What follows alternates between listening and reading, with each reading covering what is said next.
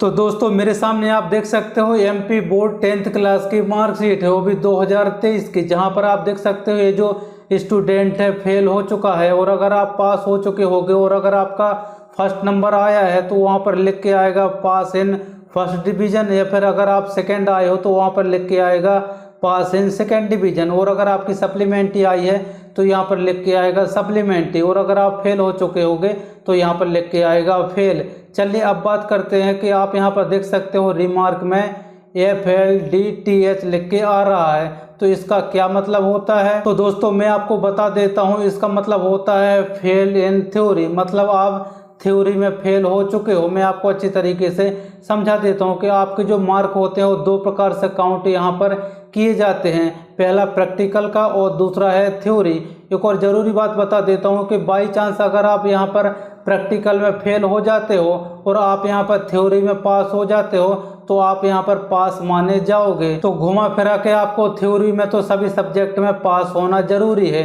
एक और बात मैं आपको बता देता हूँ कि आपके यहाँ पर जो 6 सब्जेक्ट होते हैं जिसमें सबसे कम नंबर आते हैं वहाँ पर हैश लगा रहता है, और यहाँ पर जो काउंट होता है इसमें हैश का अलग कर देते हैं, और आपका टोटल यहाँ पर 5 सब्जेक्ट के नंबर काउंट हो जाते हैं, और जिसमें सबसे कम नंबर आते हैं उसको काउंट नहीं किया जाता। यहाँ पर लिख के भी आ रहा है कि आपका जो रिजल्ट बनता है वो बेस्ट 5 पद्धति के आधार पर बनता है। तो दोस्तों हो सकता है कि आपका जो प्रैक्टिकल का पेपर हो 20 नंबर का आया हो, और 20 नंबर आपको पास होने के लिए 6 नंबर लाना जरूरी है। वहीं अगर हम यहाँ पर थ्योरी की बात करें तो थ्योरी में हो सकता है कि आपका जो पेपर हो 80 नंबर का आया हो, तो 80 नंबर में पास होने के लिए आपको 33% लाना है, जो कि 27 नंबर होते हैं। तो आप यहाँ पर देख सकते हो अगर आप थ्योरी में सभी सब्जेक्ट में यहाँ पर 27 नंबर लाते हो तो आप यहाँ पर पास माने जाओगे।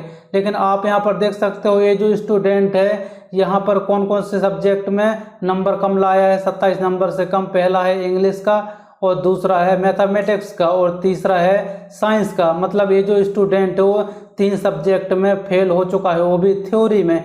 इस वजह से ये यहाँ पर फेल लिख के आ रहा है। अगर यहाँ पर 2 सब्जेक्ट में फेल हो जाता तो इसकी सप्लीमेंट्री आ जाती। अब आपकी मार्कशीट में क्या लिखा हुआ है अगर आपको समझ में नहीं आता है तो आप मुझे इंस्टाग्राम में अपना रोल नंबर सेंड कर सकते हो, मैं आपको चेक करके और बता दूंगा।